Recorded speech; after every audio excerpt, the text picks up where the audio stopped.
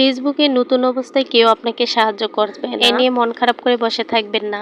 প্রথম অবস্থায় কেউ আপনাকে সাহায্য করবে না, এখানে আপনাকে নিজের যোগ্যতায় টিকে থাকতে হবে। সেজন্য অবশ্যই আপনাকে কঠোর পরিশ্রম করতে হবে। আর প্রথম অবস্থায় কিন্তু আপনি নেট ফলোয়ারের কথা চিন্তা না করে আপনি নিয়মিত ভিডিও আপলোড দিয়ে যাবেন। একটা সময় আপনি দেখতে পারবেন যে আপনার ফলোয়ার হুড় হুড় করে বেড়ে যাচ্ছে। আর ফলোয়ার বাড়লে কিন্তু আপনার ভিউ বাড়বে, আর ভিউ বাড়লে কিন্তু আপনি সুন্দর একটা অ্যামাউন্টের টাকা হাতে পেতে পারেন। আর তখন যদি আপনি ভাইরাল হতে পারেন কিছুতেই, তাহলে দেখবেন যে আপনার আত্মীয় স্বজন, আপনার আশেপাশের মানুষ হাত ধরতে চলে আসছে।